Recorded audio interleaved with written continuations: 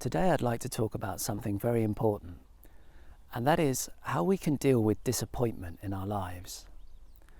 And I feel this is very relevant at the moment because if you're watching this video, there's a good chance you've had a great deal of disappointment recently. And I suspect this to be the case because even in my own circle of people I know, my older brother, for example, he for a very long time had been planning a trip to Japan with his family. It was a very special holiday. It was all booked.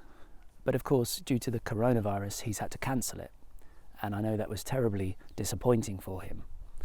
And I suspect that many of you will have had a similar experience where you've had to cancel something that you were really looking forward to.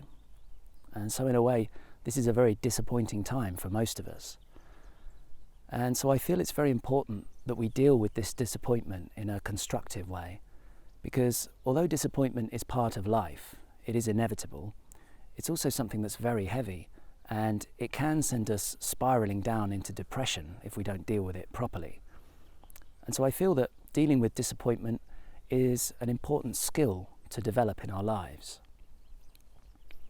So my own experience of the last few weeks, I also had to cancel a trip.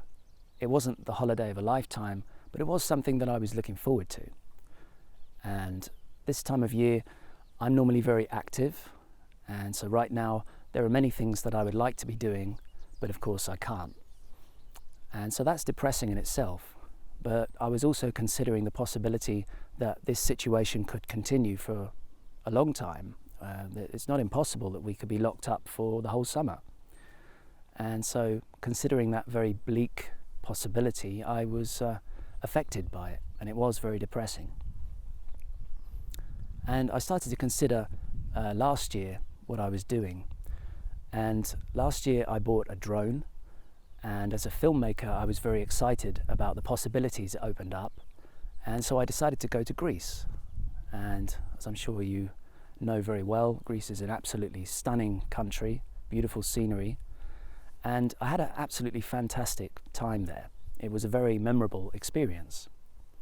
And so of course, this year I'd like to continue the good times. And the thought that that might not happen, and I might not get what I want, that was very depressing.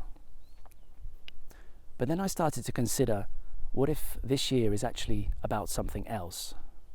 What if this year is actually about personal growth and personal development?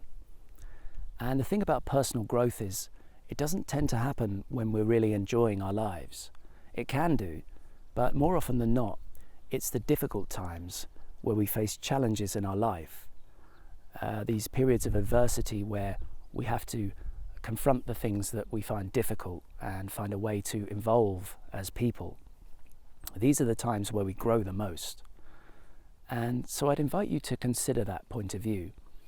What if 2020 is actually an invitation for us to consider the way we live and to consider maybe we need to make some changes in order to ensure that the future is a happy one? And these changes don't need to be profound, but at the very least, each of us, as a result of our experience, should now have a deeper appreciation of the good things in our life. And this means that when we're reconnected with those things, we will feel the deeper connection to them and start to live in a way that those things can have a greater presence and a greater significance in our lives.